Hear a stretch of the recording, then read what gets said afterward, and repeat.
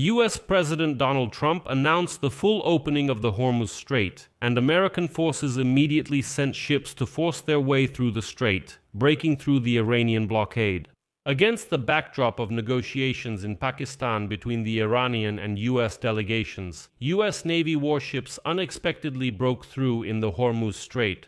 It is reported that several American ships crossed the Hormuz Strait today, back and forth, without any coordination with Iran. But Iran insists that the Americans left the strait after the very first warning of a strike, but that's not entirely true. At the same time, the authorities in Iran admitted that they physically cannot unblock the Hormuz Strait for more intensive shipping, since they are unable to detect all the mines that may have been placed in the waterway. Iran admitted that it scattered Heiken mines, but now does not have the technical capability to remove these mines. But here lies a very important trick that Tehran has used, and in this episode we will discuss it with you. And right away, Donald Trump stated that the Americans have already started demining the strait, even though the negotiations are hanging by a thread. My name is Alexei Pechi. Let's discuss this topic together, but before we start, I ask you to subscribe to the channel, like this episode, and leave any comment under this video. If you want to support the work of this YouTube channel, you can do so with any donation using the links and details in the description of this video, or by using the QR code on your screens. And be sure to subscribe to my Telegram channel, Pechi News. The link to it is also in the description of this video.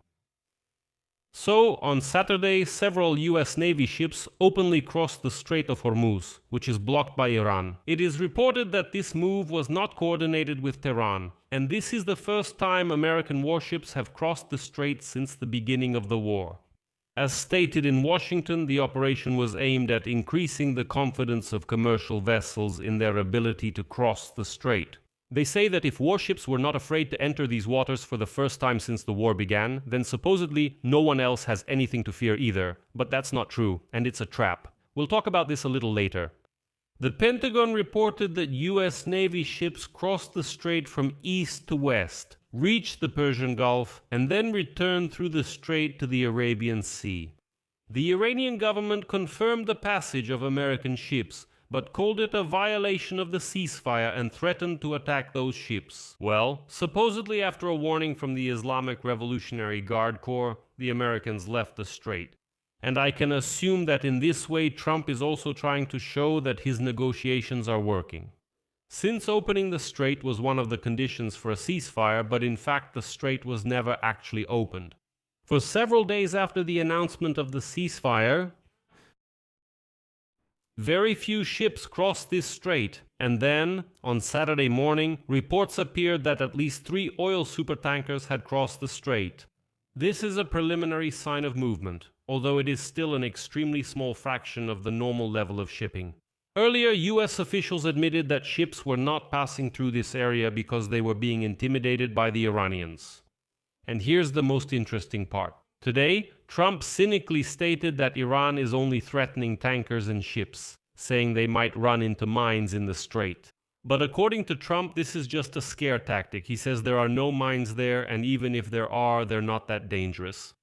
But there's also the problem that Iran physically can't open the Strait of Hormuz for more intensive shipping, because it can't detect all the mines that might have been placed in the waterway. Tehran also doesn't have the technical capabilities to clear them. That is, Iran scattered these drifting mines throughout the strait, but they don't know where they are now. At least that's what the New York Times reports. It is noted that this circumstance is one of the reasons why Iran was unable to promptly meet the demands of the administration of US President Donald Trump to restore intensive traffic through the strait. It is also seen as an additional complicating factor amid negotiations between the Iranian delegation and the American side led by Vice President J.D. Vance. Last month, the Iranian side, I should note, used small boats to lay mines in the strait, along with the risk of drone and missile attacks. This sharply reduced the passage of oil tankers and other vessels. As a result, energy prices rose, and Iran gained one of the key tools of influence in this war. And here comes the trickiest part of that very Iranian strategy. And you shouldn't think that they didn't understand what they were doing, that they were just randomly scattering mines all over the strait and so on. They knew exactly what they were doing. The thing is, Iran, and they officially announced this today, left only one route open in the strait through which ships are allowed to pass on the condition that they pay a fee. And this route goes, who would have thought, close to the coast of Iran, while the rest of the waters are mined. The Islamic Revolutionary Guard Corps also warned about the possible danger of naval mines for ships, but promised to guarantee that there would be no such mines in their shipping corridor. They will definitely monitor this, patrol, search, and so on, in a clearly defined corridor where you have to pay money for a ship to pass. As a result, Iranian media even started publishing maps with marked safe routes where you will have to pay Iranians for passage, and the Iranians say that there definitely won't be any mines in this corridor. So, the Iranians knew exactly what they were doing. American officials have already admitted that Iran outsmarted them, since such routes are mostly limited due to Iran's chaotic mining of the strait. They noted that it's unknown whether the exact locations of each mine were recorded.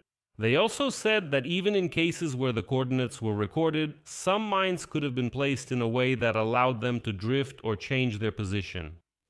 And it's also important to note here that neutralizing sea mines is a significantly more difficult task than laying them.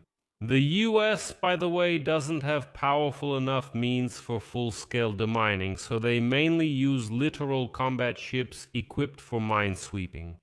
At the same time, Iran also doesn't have the capability to quickly remove mines, even those it has laid itself. But Iran has left a narrow corridor through which ships can pass.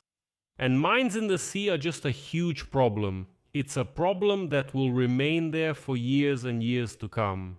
It's simply impossible to completely clear the Strait of Mines right now. Let me remind you of one episode to help you understand. In May 2022, NATO conducted an operation in the Baltic Sea called Open Spirit, the goal of which was to find and neutralize mines from the First and Second World Wars.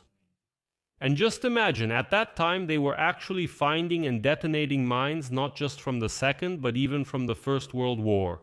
And in September 2022, as part of the same ongoing operation, a drifting mine from the First World War period was found and detonated in the Stockholm archipelago in Sweden. These are exactly the kind of drifting mines that are now in the Strait of Hormuz. And just look at the geography. Here is the Baltic Sea, which doesn't seem that big, and the Strait of Hormuz. And if you compare this data, you realize that these mines will remain there for a very, very long time, and it will be extremely difficult to sweep the entire Persian Gulf and the Arabian Sea just to clear the region of these mines.